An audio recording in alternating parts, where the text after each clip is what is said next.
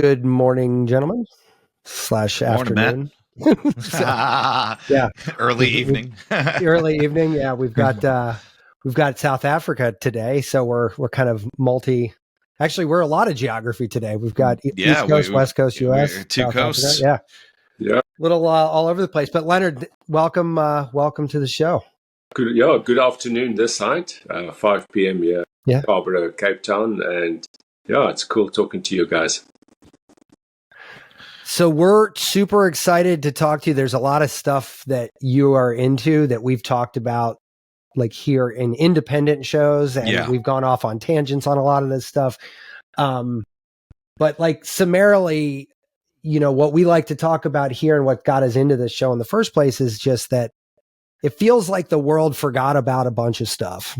And we're slowly in this process of rediscovering a bunch of stuff again that we kind of already should have known. And I think personally, and I don't want to speak for Tom, but I'm super interested when people sort of discover these things again, because everyone's discovery story is a little different. And I know it helps me understand my continual evolution every time I get to talk to somebody else who's kind of gone through this. And you kind of pick and choose. You take a little bit of this story, a little bit of that story, and kind of like pieces of clay, kind of make your own thing. And so that's what I'm psyched to get into today. And I don't want to speak for Tom, but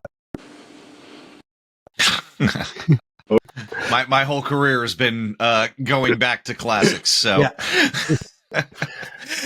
Yeah. But yeah, Lenerd, why don't we start with a little bit about you, how you came to do what you're doing now, and we'll talk a little bit about what you're doing now. Awesome, guys. Yeah, so same. Yeah, I'm also really open to talk about anything. I love conversations on topics that people don't necessarily want to go to. So yeah, to just give a bit of background, previous life or before I was 10 years ago very much in the business corporate world and CEO of insurance company in Cape Town, South Africa. Insurance company. Yeah. Huh? So not just corporate, but like the super exciting corporate. Yeah.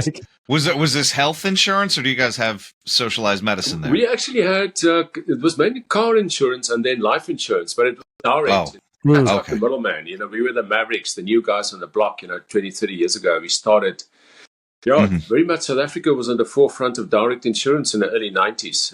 When I joined this, I was a young guy, and I worked with this guys, and I ended up in the UK also in the 90s for 5 years. Super interesting, So we cut out the broker, the middleman, so the client could go directly to the company. So we were the bad guy in the industry.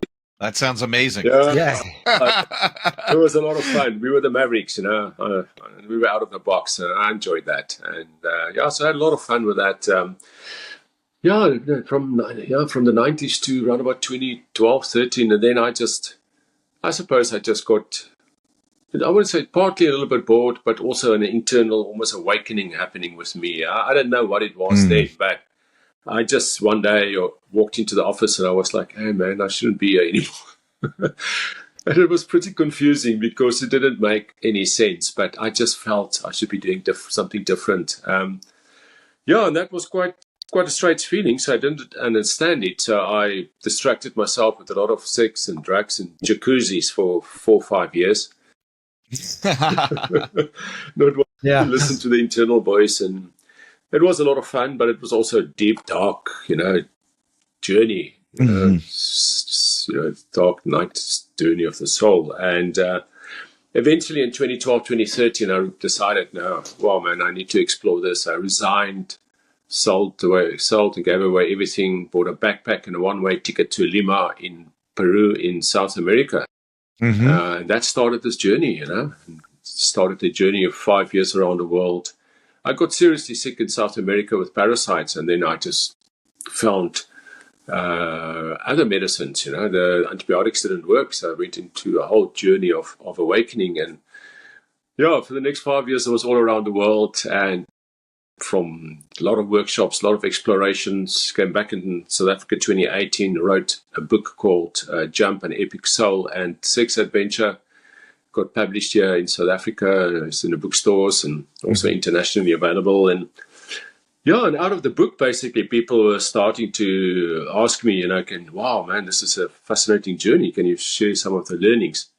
And basically, out of that, I started, working with people, mentorship, doing some workshops, and you could call it in the spirituality, sexuality space, Yeah, so really working with, big part of it is also working with men now and men's sexuality. So yeah, interesting. From insurance. I find it funny. You're the second person that a viral or bacterial infection has caused sexual journey of some kind. It's like crazy that I'm like, is there some kind of like unknown connection between a parasite infection and a sexual issue? I'm like, it's just funny. I'm laughing because we had a porn addiction therapist on who she got she ate like bad mussels. oyster.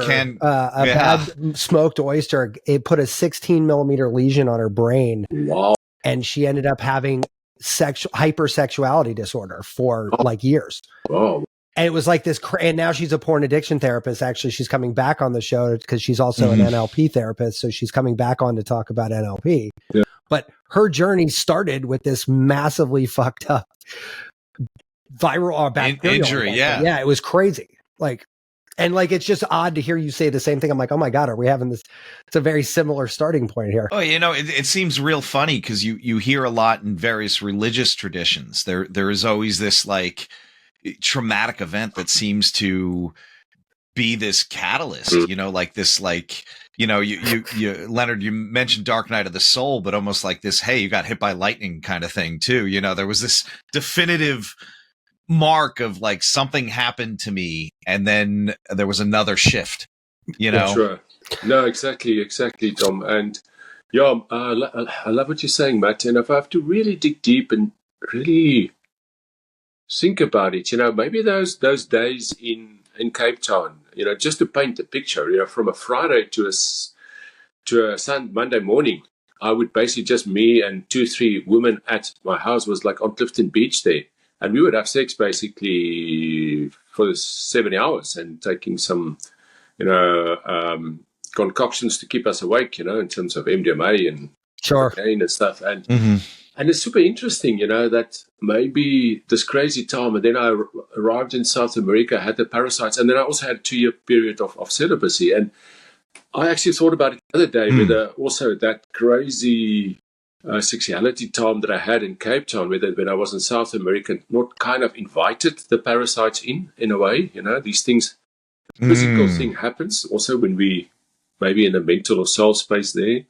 I think there's something there that when you mentioned that, Matt, that I think that there might be something like that. And then specifically, yes, having that parasites and then trying to get rid of it is definitely, as you mentioned there, Tom, is like definitely then started this whole deep inner journey because I had to get better. And I took 4 antibiotics and it didn't work. And then I was really open to try anything in the energy world. And, left brain guy like me, I studied law, business, all of that. I was energy, I didn't really get it. And then when I was so sick in South America, I was open to doing a lot of energy work because I wanted to save my life. And that then opened this whole new world for me. And I think we've heard versions of this story a lot with other people too, where it's like, we almost have this mental roadblock around healing modalities that are not Western based, right? It's like, oh, I'm messed up. There's got to be a pill or a shot or something I can take. And so to say to somebody, hey, you know what? You're probably going to help you a lot is meditate for 20 minutes a day for the rest of your life. And they're like, what? I don't want to do that. That sounds crazy. And no one will do that until they're knocked on their ass, you know? Right. And it's like, and I always am reminded of the Dalai Lama quote where they're like, hey, with your schedule being so busy, like, do you find it hard to meditate for an hour a day? He goes, well, if I ever found it hard to meditate for an hour a day, it's time to meditate for 2.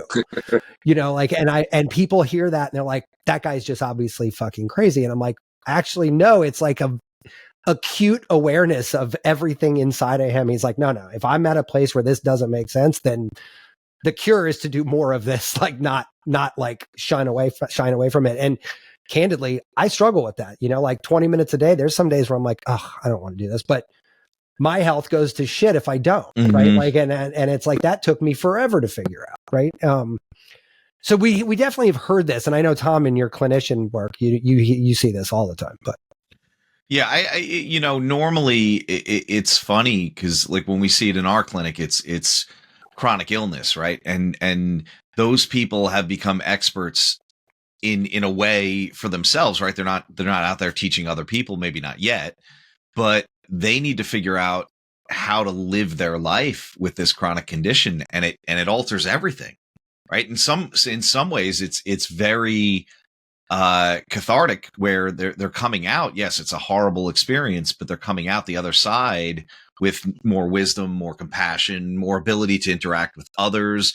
Like they've traded that. Like, Lenerd, you kind of mentioned this, like almost like you invited the parasite in. Like, I didn't know what I needed, and there was this space there, right? This is a shiatsu thing from Masunaga Sensei, right? He talks about us as a human being as a perfect circle. And we go through life, and we get trauma, right? And that circle gets dented. And unless we do the work to push that circle back out, something sticks in there. Yeah. and then not only do we have to go through the process of removing that thing that's stuck in there, but we also then have to repair the circle. Yeah. Speaking of that, actually, I picked up on a couple of things you said, Lenerd. Like you said, 2 years of celibacy. Does like that kind of stuff come out of this trauma? Like, how did you get to that spot? Yeah, that is so fascinating that it wasn't a mind thing. It really just happened in this time in South America. And, it developed almost out of exactly that, what we're talking about now, is that almost this parasites then basically being open to the energy world. And just to that point you just raised also there before, Tom, is that I basically then started, maybe just to answer that before getting to the celibacy, I started then in Guatemala at a village called San Marcos on the lake there, Lago Atitlan. Came across this woman doing emotional expression release work. She basically, showed me punching cushions, doing hand screams and all of this. Now, in a normal world, I would never do that. I only did it because I wanted to get rid of the parasites, just to tap into that point, So it's almost that created that opening for me then to really embrace this stuff, because in a way it tried to save my life. So that created that opening. And then in terms of the celibacy, it was then I just started interacting in South America with, when I was, and South America got beautiful women. I love beautiful women. I was in Medellin in Colombia. Gorgeous, beautiful women around.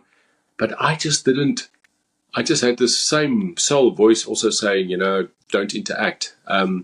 So I would talk to them, but I wouldn't go into the physical space. It was just this inner voice that basically said to me, it was almost difficult. When I was with someone, I would by accident spill some coffee on them, or I would do something stupid so that it didn't go there. And it was really interesting because it allowed me to do a deep inner journey. Otherwise, it'd be so easy just to connect with a woman there and spend a lot of time with her. So the celibacy wasn't a rational thing. It just developed out of the day-to-day thing where I just felt I shouldn't engage. I know it's difficult to articulate, to understand, but it was almost like this inner voice kind of taking me there. It makes any sense.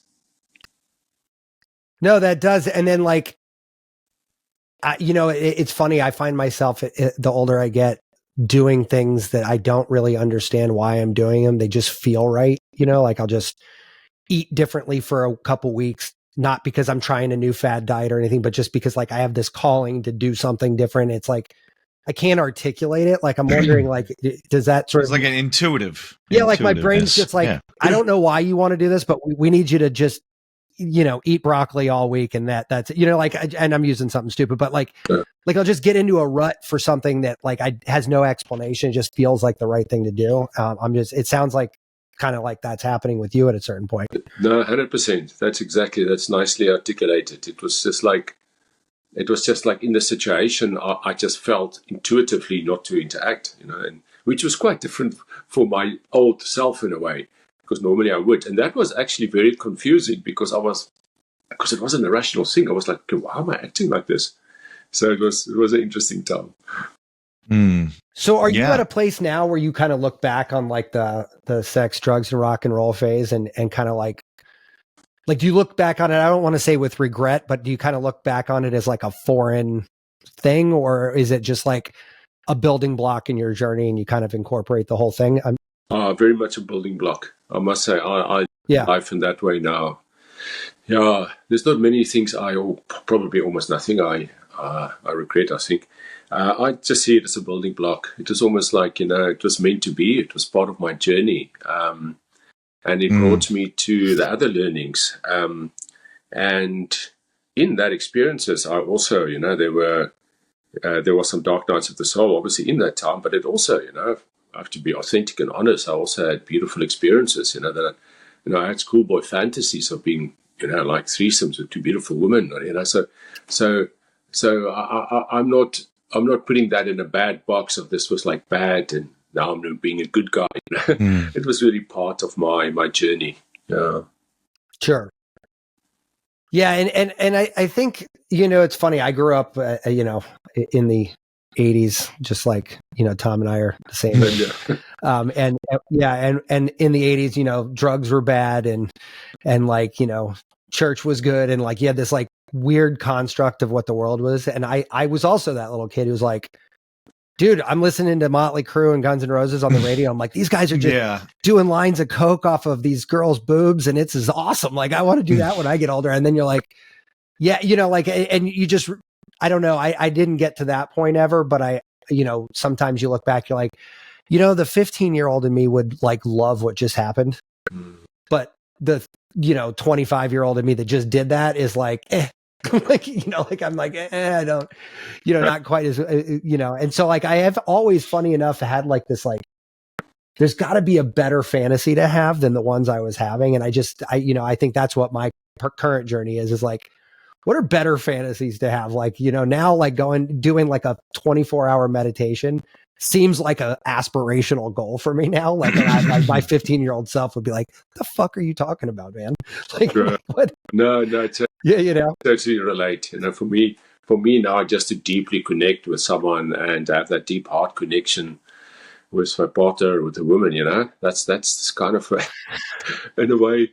No, and actually, I wanted to get to this with you, but you like teed it up perfectly. So like taking a little bit of a left turn here, but like Tom and I just got a book recommendation from someone that we read called Man Uncivilized. And like, there's been another book, Way of the Superior Man. And these themes have been around for a while, right? Like they're not necessarily new, but I want to hear more about like how you ended up at that place, because I do think, and let's just use a super, bougie word here, but the more civilized man seems to be defined more and more as a man who could connect to those pieces in an efficient and productive way versus over-indexing on this masculine energy that we sort of and we also hear this term toxic masculinity. Correct, which, that's very in the forefront too, and it sounds like that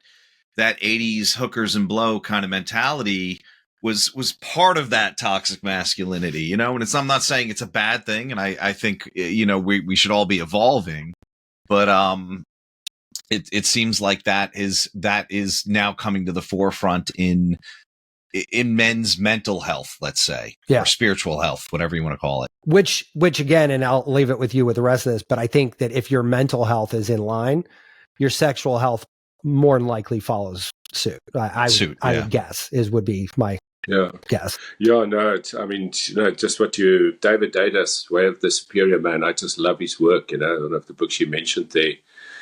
And, the polarity in relationships and the masculine, feminine energies. And that's one of my passions is what does modern masculinity mean, and especially for the young guys, we grew up in the 80s and I think in the current environment, there's some challenges for us, but I just feel the young guys that arrive now, the challenges are even more for them. They're in a way quite confused about, their place in the world, because they walk in here and as they arrive, they hear toxic masculinity, and it's so easy for them to go into the place of like, masculinity is wrong, and let me not be too masculine, and I see that so often, guys, and that, that really breaks my heart. And because I think it's a balance, I really believe that, yes, we want to be, like David Dada says, be in your masculine, feminine energies and really integrate it. For me, part of these workshops I did around the world, one was called Spiritual Sexual Shamanism, which was a 7-day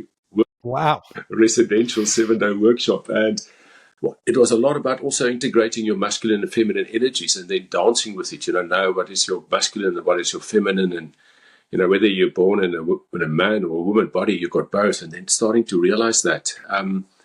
So for me, that is super, super important. I think for us as modern men to be in that feminine energies. But then I also believe, and I've been on a beautiful workshop actually a weekend ago, you guys may have come across it. That's been around for ages. It actually started in the States, called the Mankind Project. And it was very much also about, but don't forget this wild man inside. So for me, masculinity is, man, that's what I love talking about it, because I think so many men, especially the young men, need to hear that there's, yes, this masculine, feminine energy integration, but that wild primal life force energy, which is your wild man, don't disconnect from that. Be confident and unapologetic about that.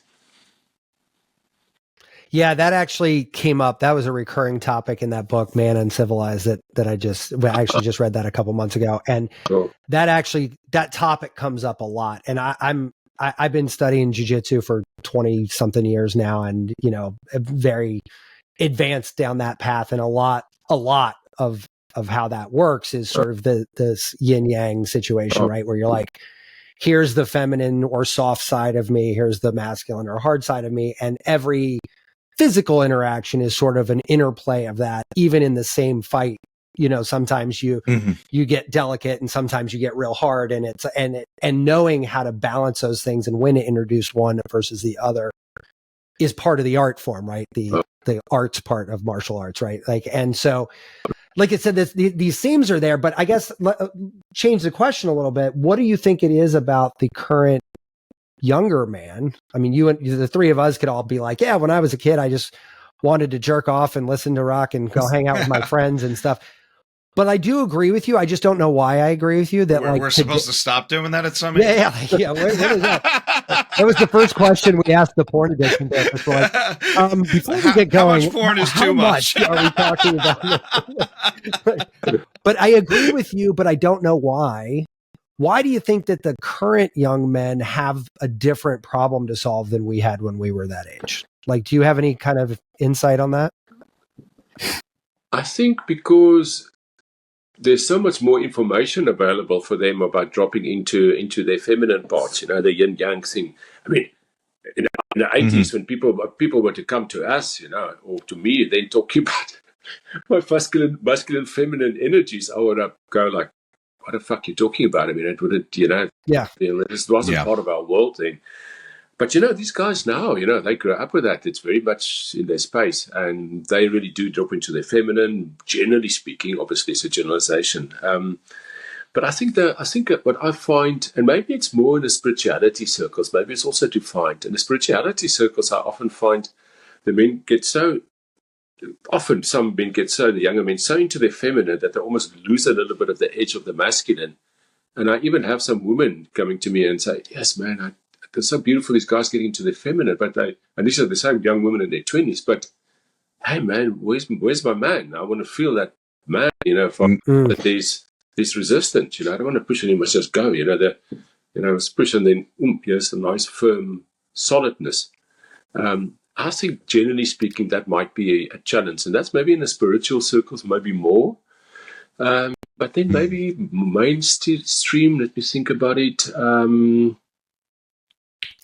There's also, I think the Me Too campaign and all those. I mean, and obviously there's so much value in all of that happened, and it was good for that to come up. But then there's also, there's always a backlash. There's always a pendulum that swing, that Yeah, the pendulum goes too far one way or the we're other. never in the middle. Exactly. Yeah. And I think I actually personally don't like this word toxic masculinity because it almost sounds as if all masculinity is toxic. The way it goes together, I really don't. Yeah, that's the drum that's getting beat now. Is like I think we messed up by coining this phrase, right? Like we could have called it something different. But the vocabulary itself is pendulum too far, Exactly. kind of thing, right? Like it. Exactly, Matt. Calling it the immature masculine or unhealthy masculine. Right. That's for me so much. Yeah, unregulated or something like that. Unregulated masculinity. Yeah, something like that. Exactly, because if you call it unhealthy, you can know, okay, that means there is a healthy masculinity. But if you call something toxic, it's like, fuck, okay, masculinity is toxic. Yeah, all of it. Burn it all down. Yeah. Well, what's interesting too, and we've had this conversation a lot, and I think it was touched in one of those books. I can't remember, but when you pull somebody in or out of their counterpart too much, that creates like this cognitive dissonance about like, all right, like if you pull a woman too far out of her feminine and force her to in her masculine, let's say you're in a relationship and like you're too far into your feminine, so you're providing no masculine in the relationship, then that causes the feminine to be like, hey man, I'm spending too much time over here. Like I this isn't working for me. And like, they don't know how to articulate it. Yeah. But eventually a lot of relationships do tend to dissolve when you pull somebody too far out. And that works both ways, but we're talking about guys right now. So we'll just, when a guy's too far in touch, and we've seen this happen like a bunch of different ways. And that's why I said this topic is super fascinating, because at one point, I don't know, like, were we ever like, I don't know. I look back at cavemen and my picture is like, it's just hyper masculinity. Like there's no, well, I mean, we're going on a, like, what are we basing that off of? We don't have really any case studies there. Cartoons and, the Flintstones and shit like that. Yeah. But I guess what I'm curious about is like, have we sort of like, are we on a path to discovering like the real balance here? Because I feel like balance is the only, not to get too woo-woo here, but to me, balance is the only cure for every problem that we have right now, right? Like you look at any problem, you peel it back. It usually comes back to metacognitive failures or imbalance, right? Like, so it's, and I don't want to like overly reduce things, but almost everything I've peeled back in the last couple years, especially doing this show where we're looking at things more intensely. Oh, that guy's out of balance. That girl's not thinking about it right. This is like, it's always like this. These are recurring nightmares in problems, right?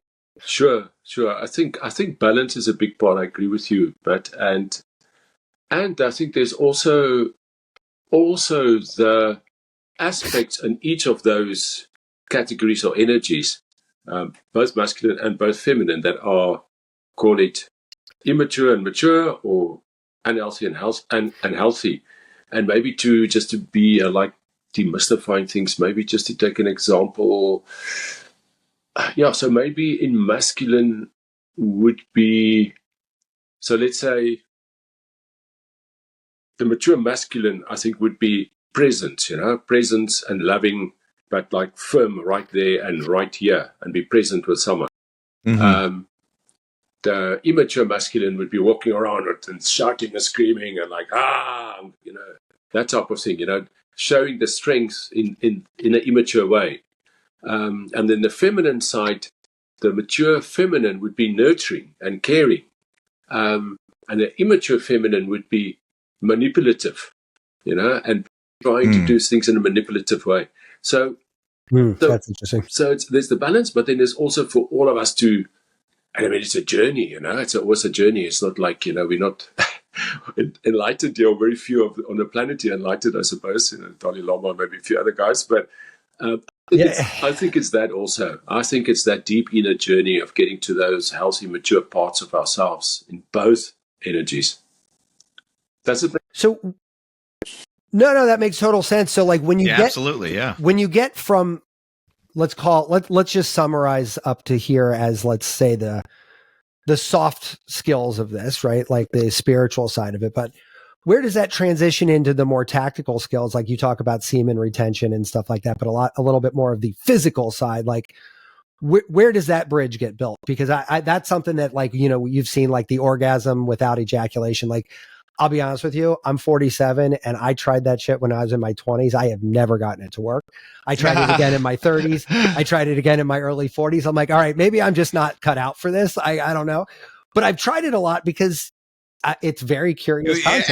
And it's a theme that comes up too quite a bit, right? Monarchia and, you know, the Tao of sexuality, and he wrote a whole bunch of books on that. Yeah. So like, the multi-orgasmic man, those kind of things. Yeah. Exactly. Monarchia. Yeah, that's exactly. He wrote that book, and it's a it's a lot of in that space, and that's sure. I actually do 21-day journeys with guys. I specifically on that, you know, to get into not ejaculate for 21 days, not what's important for 21 days, help them, you know, self-pleasuring in different ways, you know, having morning routines, and, you know, rather than looking at the phone directly, you know, I'm just giving some good pointers on it. And I believe a big part of that is self-love, and it's also, it's not necessarily getting to the point of orgasm without ejaculation. That's one part of it. The other part of it is just the awareness of our ejaculation. So what I'm passionate about is that to realize that if we, for example, ejaculate every day, just to be aware of what your energy in your body is, and let's say maybe you do it every 7 days, then what effect does it have in your body? And I believe finding that good ejaculation frequency period for each of us individually, you know, whether we orgasm or not, that's for me almost the starting point, is that we as men don't, and I'm talking generally now, because generally speaking, majority of men don't know that with ejaculation we lose so much energy, and that, you know, to ejaculate 3-4 times a day from age 14 to 60, you know, maybe that's not optimum, and that you can, as you get a bit older, ejaculate less and have more life force energy, and that you can actually make love with someone without ejaculating, and you can self-pleasure but not bring yourself to ejaculation, but maybe a few days later when you make love, ejaculate. I think that those things are, for me, I'm quite passionate about. And this is a go ahead. Yes, right. So was this, because you talked about being in South America, and a lot of the concepts you're talking about sound like, you know, I mean, when I was in acupuncture school, we had this idea of, like, you know, they had these age ranges, right? Men are on a certain, you know, 8-year cycle, women are on a 7-year cycle, but by the time every decade you aged as a male, the ejaculation had to be less frequent, right? To hang on to that life force. Yeah, you know, that was the concept. Did these concepts kind of come from there, or did they come from a more South American tradition for you? I've come across it in a bit in the Taoism, you know, the Tao, China, group of physicians like 2,500 years ago that practice these things. Now, I've got this thick book about it, and it's so beautiful the way they write it. It's such a beautiful, innocent way. Be careful, you're going to get Tom talking for like 3 hours on Taoism. Hold on, let me go get my collection. Hold on. Beautiful. Okay, so you know what I'm talking. It's just such a beautiful way they talk about sexuality, because there wasn't so much conditioning those days, you know.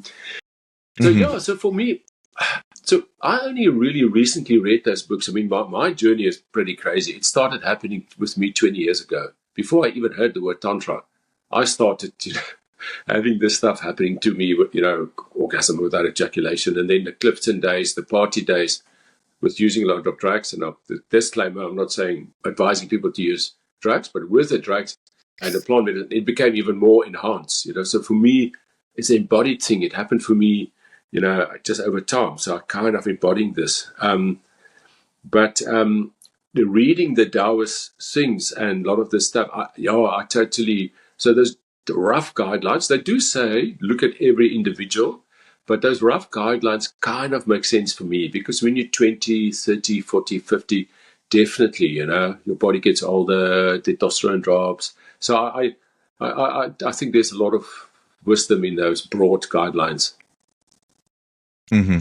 And do you view this as sort of a very much like an N of one situation? Like, cause like, I know for me personally, like masturbation has always had like sort of multi functions, right? Like sometimes it's just cause I'm horny, but other times it's cause I'm like stressed out and like I feel great to just ejaculate. Like it's not like a one size fits all thing. So Tom and I were saying, we're like, what if I'm really stressed out and jerking off once a day for a month feels like the right thing to do? Like, am I basically dying 10 years early because I just lost all the life force? Well, but, like, but it's also like, I mean, we could say that about almost any practice, right? And I think Lenerd was kind of hinting at what the classics were saying is, it's not just, this rigid guideline. It's like, how are we feeling? And where are we at with our own personal health and our own, mindset and our even our rationale for doing what we're doing, Right. Sure. And I'm also so cautious to almost be prescriptive on these things and to shaming anyone, So there. I can see that. Yeah, so therefore one wants to ejaculate every day for a month. Fuck, I'm the last person that's going to say, "Wow, that's a bad thing, and you shouldn't do that." Right. I really believe, there's so much shame and guilt around sexuality in any event. So I really very much open with it. What I'm passionate about is sharing. What always I find super scary is the term, you don't know what you don't know. And for me, it's more bringing the knowledge to people and not necessarily persuading or not persuading anyone at all to follow something, but just to say, hey guys, do you know this thing exists? And do you know, I invite you to maybe for 7-10 days not ejaculate and see what happens to your body and then play around with it. But not to say to everyone, hey guys, you must practice ejaculation choice. So I love that openness, but I just love the fact of bringing the information forward because it's insane. I know in the last 4 or 5 years on the internet, it's got much more traction, but generally speaking, I think 98% of the population on this planet don't even know about what we're talking about now. Yeah. No, and that's the problem that we find all the time, right? Like when COVID hit, right, we had this whole conversation about vitamin D, and I know it's not related to what we're talking about, but I think it's illustrative, right? Sure. Tom and I are vitamin D supplement nerds in general, right? Like I've been taking vitamin D forever. And we find out that COVID does not affect people who are vitamin D ample the same way as it does who are deficient, right? Oh, well. And Tom was like, well, you can't wag your finger at people for not knowing this and getting sick accidentally because like they just didn't know. And I'm like, yeah, but like we know not because I have some like obsession with vitamin D, but because we are exuberant learners of self-care, and therefore it's built into the lattice work that informs my life as a whole. Yeah. And so to your point, like, one of the things I love about doing the show is I learn about stuff that wasn't part of that lattice work, right? So I could just build on. But but it takes almost militaristic volition to learn this stuff because you have to like go way out of your way sometimes to get this knowledge because it's not just growing on trees, right? You can't just, if I wanted information on Viagra, I could literally get hundreds and hundreds of pages in 5 seconds on Google of very credible science around Viagra. I can't do that with vitamin D dosing, right? Like that's a really hard topic. And God, I'm not even talking about shit that's really hard, like men's sexual health. God forbid you open that can of worms, like, And then you go down the woo-woo rabbit hole a little bit and you got people trying to sell you all kinds of wacky shit to solve it. Right. And so like, that's where I'm kind of like, I love learning about it, but like, how do you make the information available in a non-persuasive way? And it sounds like you're doing a great job of it, but like, I love the way you use the words because you're right. As soon as you transition to persuasion, it rolls downhill, right? Like now you're trying to like move somebody's energy and like that's, exactly. And the person can feel it, and why do you want to persuade? 100%. No, and then I believe to pass the power, even in workshops, give the power back to people in a circle, even if you're holding the space, that's it's. Put the power with a person, definitely. And to your point about the vitamin D and that, but that's why it's so important what you guys are doing and this type of thing that's happening now, where people just share have these podcasts and share this experience, what before wasn't available in mainstream media, Yeah, no, it was not. And that is actually, so actually a good, by the way, Tom's coming back in a second. His internet just glitched out, but yeah, so while we're, so talk to me about that a little bit. So you've sort of, I don't want to say productized because that's got like a negative stigma here, but you've turned this into an instructional sort of framework. Like, talk to me a little bit about what you do there and how that works. I'm curious what you do. Matt, I found that this this 21-day journey is like it's really cool because I could do it. You can do it as a self-study. You can do it as a group of 20, 30 guys, or a one-on-one basis with. So we basically do 21 days, and then with every 7 days a Zoom call. If it's a group journey with the 20, 30 guys, and basically, to take the basis of it is to take men to 21 days or as long as they can in the 21 days of not ejaculating. And by doing... What's the magic in, I just real quick, sorry, what's the 21 day thing about? You've said that a couple times. What's magic about this 21 days seem to be a lot of people around talk about, and to set a habit and to set a practice is kind of a magical number, 21, if you want to set a... just setting habits. Yes. Yeah. Okay. And I could have gone with like maybe 10 days or 30 days, but I thought 21 day, it's kind of a cool thing, plus the habit thing. So that's in essence why. And it's like the little videos on a daily basis of the 21 days, and then every week a Zoom call on it. And the big thing is now you're part of a group of guys. You're being witnessed, you're being held accountable. It just makes it easier. You can watch all the video stuff on it, on YouTube, which is beautiful, but are you actually going to do it? And I think on the same point what you raised earlier is inviting guys to experiment with it and actually try this period. Or, and maybe some guys can only 12 days, and that's okay. You're not getting shamed or kicked off the course or anything. Yeah, for sure. Yeah. But it really gives, and I mean, it's amazing what the guys come up with. I know it sounds woo-woo, but... No, not at all. Actually, I was going to ask you, like, paint me a little picture of like, I mean, obviously worst case scenario, they're like, hey, thanks for the thought experiment. It didn't, I don't have like a lot to say about it, but what's like the best case scenario? Like what's the other side of that spectrum? Yes. I get guys coming out and say that I've got one guy of 27 now, and I'm doing like one-on-one with him, and he says he feels like Superman. He says he's playing this. Oh, interesting. Yeah, he's playing squash there at the gym, and all the women walk past and just look at him, So there's basically what happens. You start glowing and radiating. So you start... Interesting. Yeah, it's fascinating. So I get, and there's so many testimonials on it, or guys' records on it. The guys actually say, there's one guy in Prague, he was saying people, you got like work collaborations happening. It's like magic, and obviously this is not a guarantee that you're now going to, this is going to happen to you, but just some examples of where the one chap was saying, I'm a bit shy, I don't really approach women, but I actually find women approaching me more. So energetic, there's something seems to be happening with you when you build up the life force energy in your body. And that seems to be happening for the guys after 10 days, 15 days. That's really interesting, actually. It's funny. I don't like weight training a lot. Like, I'm not a weight training guy. It's not like my thing, right? I'm much more of a runner. But when I do weight train, I feel like for 24 hours after I come out of a good weight training session, I am taller. I have like a different energy. And again, that sounds really woo-woo, but like I definitely feel different.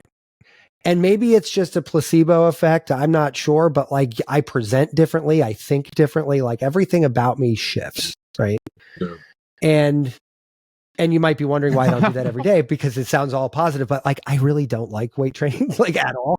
So like, so it's just not like a thing I do, but what you're saying resonates with me. I'm like, look, I don't know. I've never gone candidly. I don't think I've ever gone not since puberty. Without ejaculating, I'll be honest with you, Tom. It's a long fucking time. Yeah. Like, yeah. How long have I may ask, Matt? How long you've gone? What would be your maximum? It's quite personal now, but if you're happy to say. I'll bet you it hasn't been longer than 7 days. I'll bet you I'll bet you it has not been. I would invite you to try maybe do like a 14 days or 21 days, and you don't have to do it in a course because yourself, And no, but I'll tell you, we're all Tom, in. one thing you don't know about Tom and I, we're like, if we're going to try it, I'm gonna fucking try it. Like I'm going all in, right? Like it's not.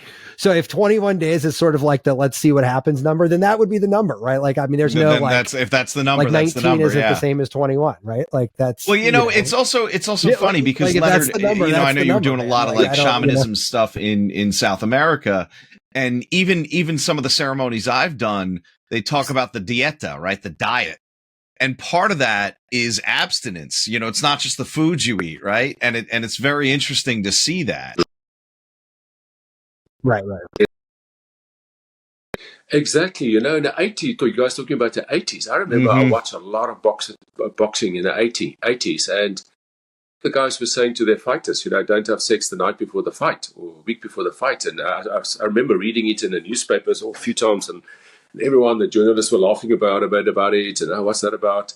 But now it makes obviously a lot of sense, So the reason that made sense to me, and I don't know if this is real or not, but the reason that made sense to me is because you're building up literally a testosterone base, and you're not letting go, and that actually makes sense, but for a completely different reason, right? Like I'm like, okay, well, I'm about to fucking go in and try to beat the shit out of somebody. Like I'm gonna want all the fuel in me that prostaglandins after men ejaculate, prostaglandins spike, and that kind of weakens you overall for a little bit. Interesting. Yeah, I didn't know that part. Yeah, I mean, I love just almost this little graph, if I can draw it like that. It's like they say. I mean, obviously, these are averages, but like 5 to 7 days for your body to recover all, the sperm cells and the proteins and enzymes. I mean, I think they talk like average to 300 million sperm cells at each ejaculation and 200 proteins and vitamins and it's almost like you basically, that is the baseline, and you ejaculate, and it takes you the 7 days to get back to, interesting, to the baseline again. And the guys often call that the ejaculation hangover period, that 5 to 7 days. And some guys, maybe if you're 20 years old, it may be 2 days. And if you're 70, it may be 7. But it's basically this hangover period in between. So what I find fascinating is that if you from, let's say, the age of 14 to the age of, let's say, 70 or whatever the age is, 40 or 30, always ejaculated within that 5 to 7 day period. You've always lived in the ejaculation hangover period. So you wouldn't know how your body would feel if you're out of that baseline and you come back to the zero base of all your everything that's depleted coming back into your body, and then building it up a little bit. And that's why I always just invite, to say to guys, don't just take my word for it. Try that and see what happens. No, of course. So here's a question. I go 21 days, right? And like, everything's going well.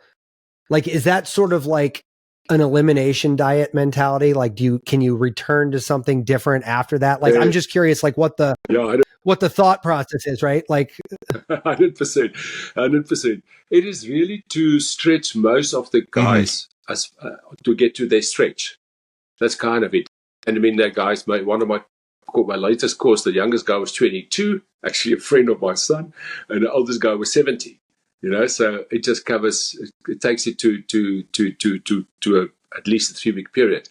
But then at the end of that, you find out what is your. The guy at 22, he's probably, he shared that he'll probably. I spoke to him the other day. He'll ejaculate like once a week. Once in 5 days. He's 22 years old. And is that based on what he felt like? Oh, now I'm back to because like maybe max energy, max vitality, whatever you want to call it. That's exactly. So now he stretch himself, and what I invite the guys after that to keep almost a little journal and say, and to experiment and say, okay, ejaculate after 2 days, ejaculate after a week, 2 weeks, 3 weeks, and find your rhythm. So to share from my perspective, mine is like around about 2 weeks on average. Now, sometimes it's 1 week, sometimes it's 3 weeks, but on average about 2 weeks. And I mean, I make love almost on a daily basis or like a few times a week. But I don't ejaculate in that lovemaking, but I would then every 2 weeks. And I'm in my 50s, so for me, so I don't do 3 weeks. I find it's good for me to do maybe every week, every 2 weeks. So you find your own sweet spot, and that sweet spot can change. It's as you said, how you feel. And it's funny. I just caught myself in my own trap here. I said, I'm like, well, wait a minute. How's he going? How's he having sex every day? But I'm like, oh, it's that non-ejaculatory sexual experience, which I'm like, all right, now it's all coming back in a full circle. You're like, all right, so that sort of really is, if you don't want to connect in an intimate way, then you kind of got to learn this skill. Like there's a tactical part of that. Like Matt, that's true. But often when I maybe make love in that day, I don't have this massive orgasm, non-ejaculatory orgasm thing. It may just be fun. I might just be enjoying the intimacy. There's pleasure, a little bit of pleasure running my body. But it isn't. You don't have to have this mind-blowing orgasmic kind of feeling. Sometimes I have it. But what kind of starts happening in one's body is that it becomes the journey, not the destination. It becomes like, wow, be and make love, and then feel these feelings. Obviously the penis feeling and the friction feeling, but also some tingling in the body. But even if it isn't there, it's still fun. It's still a beautiful, intimate experience. And then I can just lie down a bit and go get a tea together. But then, 10 minutes later, I can make love with my partner again, because I don't have that refractory period. After you ejaculate, it takes X amount of time, depending on the age, to get the erection again. I think that's the beauty for me, is that you actually can have this interaction without getting to the ejaculation. God damn it! I'm gonna now have to kick up this experiment Matt, again and try to figure out how to do this last week when I pitched the Ancient Secrets of the Fountain of Youth, and we tried that, they have 5 movements. The 6th one you only do if you're going to be abstinent for a while. So I don't know if that's full abstinence or just non-ejaculatory. That's not really spelled out in the book. So that might be something interesting to try too. Sure. Yeah, I do feel like it's like one of those Everest things for me. Like, I'm like, God, if I can just figure out how to do this, I'd love to it's like one of those things I'm almost annoyed. Like the book in the 90s that I got on it was 30 pages long. It was like this little tiny, almost like a leaflet. It was barely constituted as a book, but it was doing all these, what is that? Your PE muscle or whatever it is, they tell you to stop peeing midstream and things like that. What I mean? So I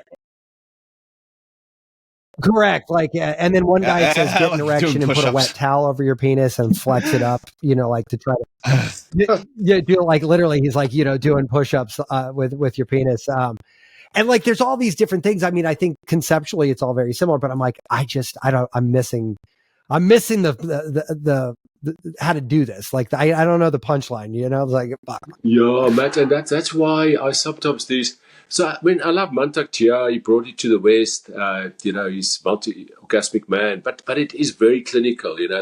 I think we've moved on from the 80s, 70s, 80s, whatever that was. It's very clinical, these exercises and stuff. So I think there's more chilled, more easier ways of doing this, which is not so hard. That's not like you have to do all these wet towel things and penis push-ups. Yeah, exactly. Where you can actually just, not ejaculate for a period, but then self-pleasure, bring yourself closer, do some breathing stuff with it, and then it starts slowly happening.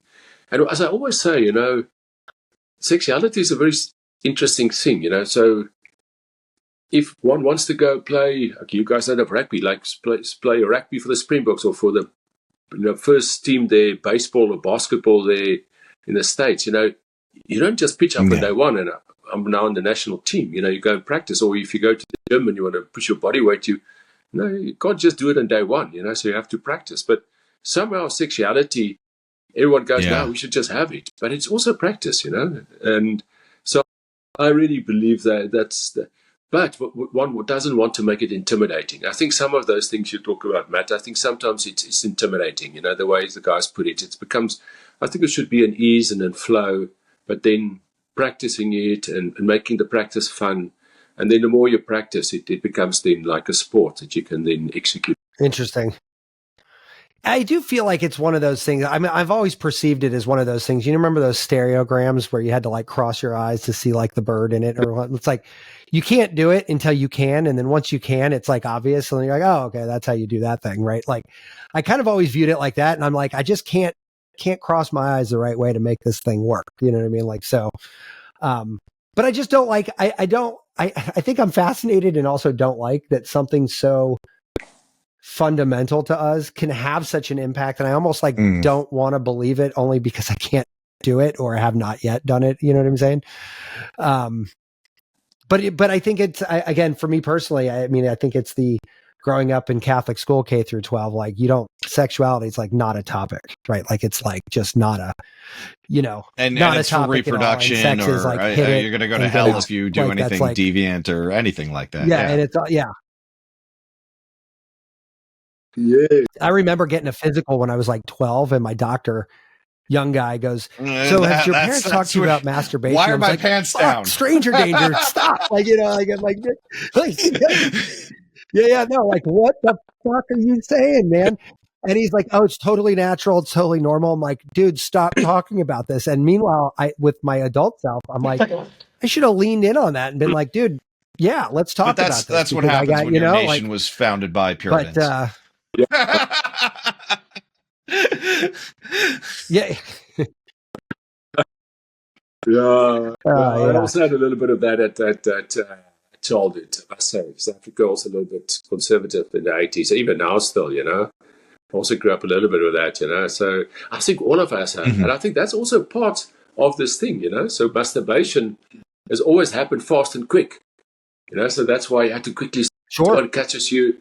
And that's us. I believe that is a big part why, that you almost, so then when you make love, to last, what I always say to the guys, to last longer in bed, making love with a woman, or a man, it doesn't matter. You have to also, when you self-pleasure, when you masturbate, I say to the guys, the quickest way to get to that is to see whether you can also last 15, 20 minutes masturbating rather than the 2-3 minutes, because now you train your body to come fast.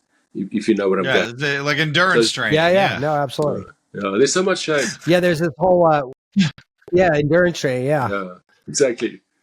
But that's the funny part. It does become mechanical a little bit, right? Like if you've trained yourself to go fast, you need to equally train yourself to not go fast. Right? Like there is there's a mechanical component to that. That might weave in other things. I really believe that. You train for a sprint, and you're like, and especially with porn, if you look at pornography, it's like sometimes a clock there that goes tick, tick, tick, how fast you ejaculate, and then you learn, you train for the sprint, 100 meters, and then you have an encounter with a woman, and her body warms up only after 15 or 20 minutes, and now you have in a marathon interaction with a woman. You're trained as a sprinter, so. Yeah, right. Yeah, you're like, what the hell am I doing here? Yeah, totally. So cool. So like, so I guess what sort of, where are you at now? Are you really involved in the sessions with guys? Like where can we send people to you? Or like, how do we, like, how do people sort of like tap you for your knowledge? And talk to us a little bit about that. Yeah, sure. So my website is quite extensive. It's lenerdlouw.com. The spelling of that, probably it's L-E-N. We'll put that in there for sure. Great. It's a very specific spelling.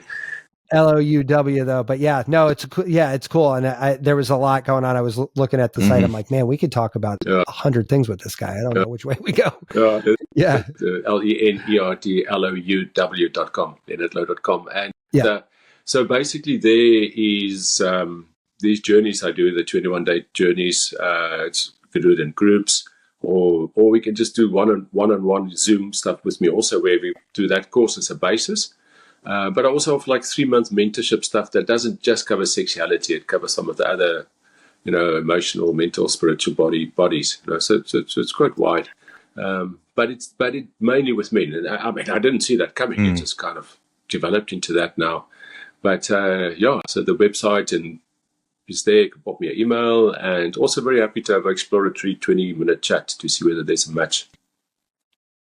No, that's great. And I love that you do that, because I think so many people, and I think one of the things that got this show started was Tom and I talking about the shitheads out there. Yeah, I mean, I think we did a whole episode on just affiliate programs where, somebody will say this is the new best technology because they might be making $1,000 off the sale, so it's not whether or not the product is good or the system is good or whatever they're talking about is, might have value, but they're really just hawking it to get ahead financially,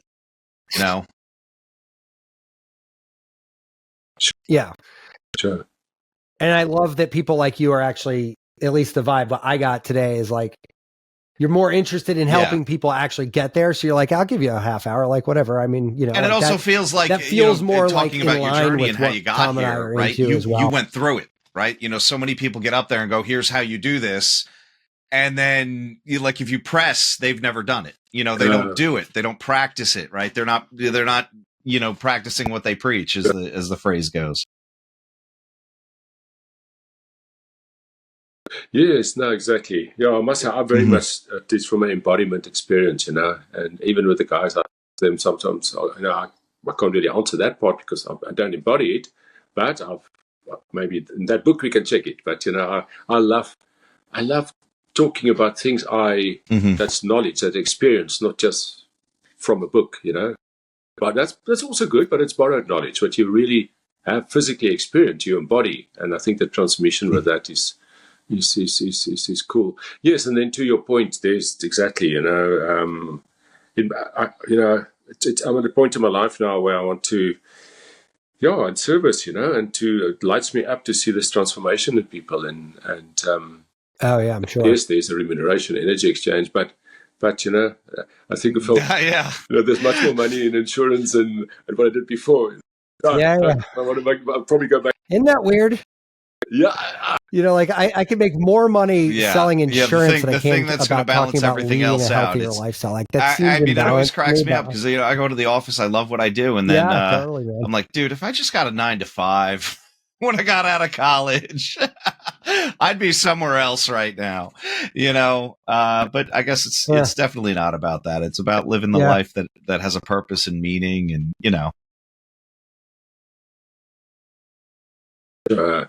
That's exactly it.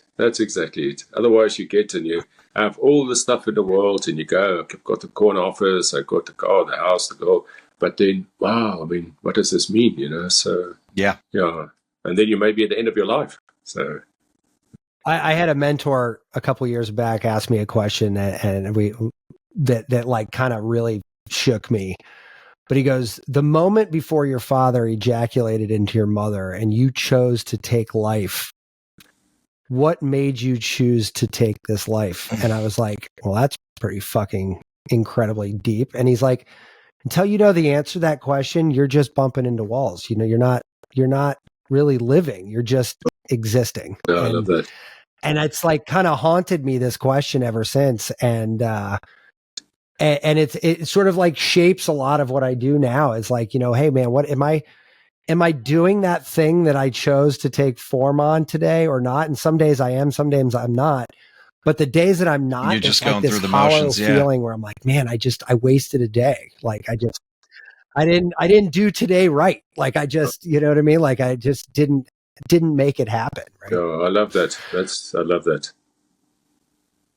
Yeah, it's like kind of one of those weird North Stars. You're like, okay. Like, if I need a litmus test, this is as good as any, I guess, right? Yeah. But hey, what did I come here to do? That's it. What am I here for? Conversation, yeah, man. Well, Lenerd, man, I can't tell you how much I appreciate this conversation. Yeah, I thank you for sharing time with us. We're gonna post, your contact and stuff in the show, and I love what you're doing, and just keep it up, man. I can't wait to tell people about you. Awesome, guys. I really enjoyed the chat. Thank you for the time. Cool. All right, guys, take care. Right, well, you guys have a great weekend, and we'll talk to you soon. Take care. subversive, irreverent. Health is wealth, but you knew that. Everybody knows that. But so is following us on social media at Irreverent Health. And check out our website for more exclusive content at irreverenthealth.com. Oh, I like this. Thanks for tuning into this episode of Irreverent Health.